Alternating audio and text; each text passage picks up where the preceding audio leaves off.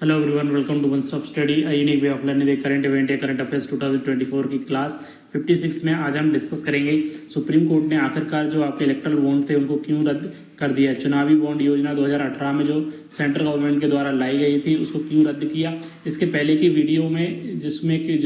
Class 55 में हमने देखा था कि चुनावी बॉन्ड योजना 2018 में जो लाई गई थी वो क्या थी, उसके बारे में हमने डिटेल में डिस्कस किया था। तो यहाँ पे हम देख लेते हैं आखिरकार सुप्रीम कोर्ट ने इसको रद्द क्यों किया था। कि चुनावी बॉन्ड जो थे, यहाँ पे हम शॉर्ट में देख लेते हैं,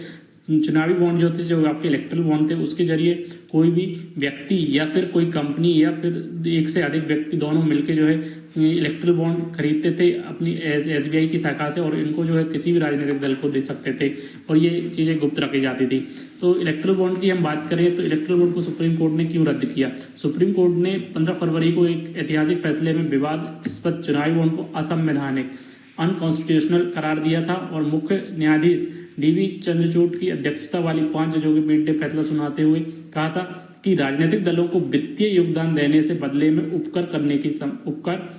करने की संभावना बन जाती, इसलिए जो है इनको असंवैधानिक करार देते हुए जो है इसको रद्द किया था। साथ में ही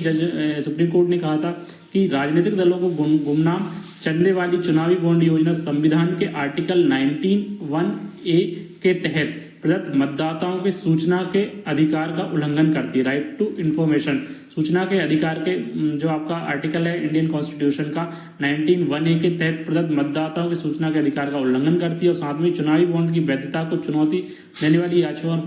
याचिका जितनी भी दायर की उन पर फैसला सुनाते हुए CJI चंद्रचूड़ ने कहा था कि इस बात की भी वैध संभावना है कि किसी राजनीतिक दल को यदि वित्तीय योगदान देने से धन और राजनीति के बीच जो है संबंध के कारण प्रति उपकार की व्यवस्था हो जाएगी, और ये नीति में बदलाव लाने या सत्ता में राजनीतिक दल को वित्तीय योगदान देने वाले व्यक्ति को लाइसेंस देने के रूप में भी हो सकती है। इसीलिए जो है सुप्रीम कोर्ट ने जो है यहाँ पे इसको रद्द कर दिया था। साथ में ये भी कहा था कि राजनीतिक चंदा योगदानकर्ता को मेज पर एक जगह देता है, यानी यह विधायकों